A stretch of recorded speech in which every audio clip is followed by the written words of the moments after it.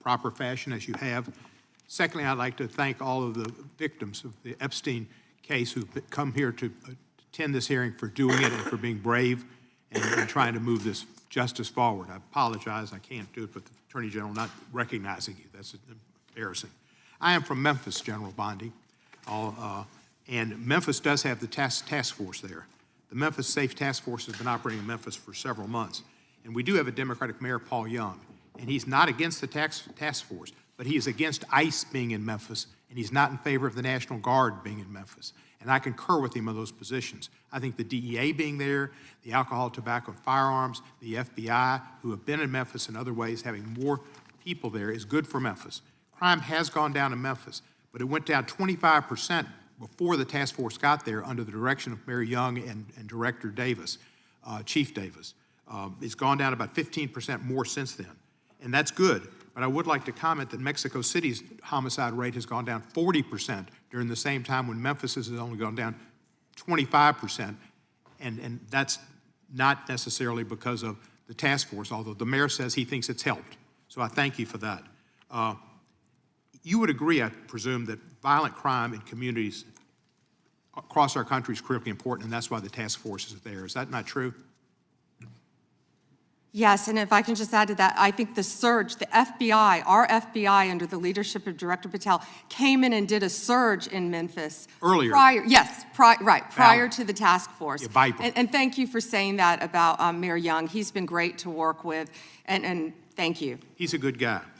He's a very good guy. One problem I've got with where we are in priorities here.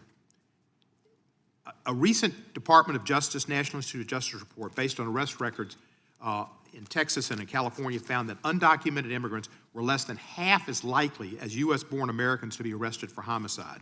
And this pattern holds for assault, sexual assault, robbery, burglary, theft, and arson. Half as likely to be arrested for drug offenses.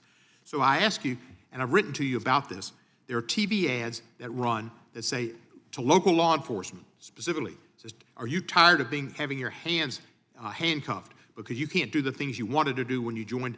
And if you want to do something different, join ICE, and you'll get a $50,000 bonus, and we'll pay off your debts, student debts, and we'll help you with pensions, et cetera, et cetera, et cetera. So they're encouraging local law enforcement to leave local law enforcement and go to work for ICE.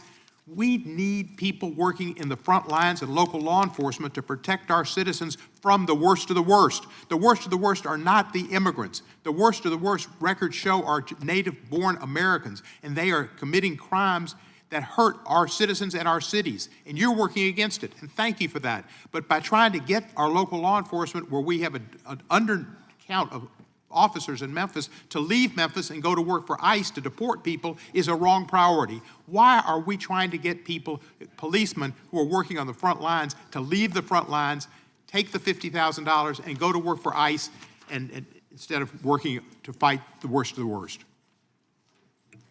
Congressman, I have not yet seen that commercial, that ad. I would argue that we need strong people in both local law enforcement, state law enforcement, and all of our federal agencies working together. I've seen some of the worst violent criminals who were in this country illegally. We both know that. And in Memphis, working hand in hand, I want to stick with Memphis and your mayor and what you discussed, because there have been nearly 6,000 arrests as of February 8th, and I think you agree with this, in your district, and almost 600 gang members. What we found in Memphis, a lot of the gangs are local gangs. But 600 gang members were taken off the streets. Time, because I've only 40 seconds. I'm going to agree with you. Yeah. I thank you for that. And 148 missing children were recovered by all of us working together, and nearly 1,000 illegal guns were seized as a result of us working together. And I don't disagree with some of the things you said, but there are questions about those children, but it's a different thing. The fact is, ICE is running rampant, and you are not investigating them. When they killed Mr. Pretti and Miss Good, that was an execution, and you did not investigate it. And you tried to investigate her, Miss Good's widow, and you tried to investigate Mr. Pretti. They were executed, like Kristi Noem executed her dog. And that was wrong, and you should investigate those people, and you should investigate anybody that uses a weapon, in federal official or not, for civil rights violations. I yield back the balance. Gentleman yields back his time.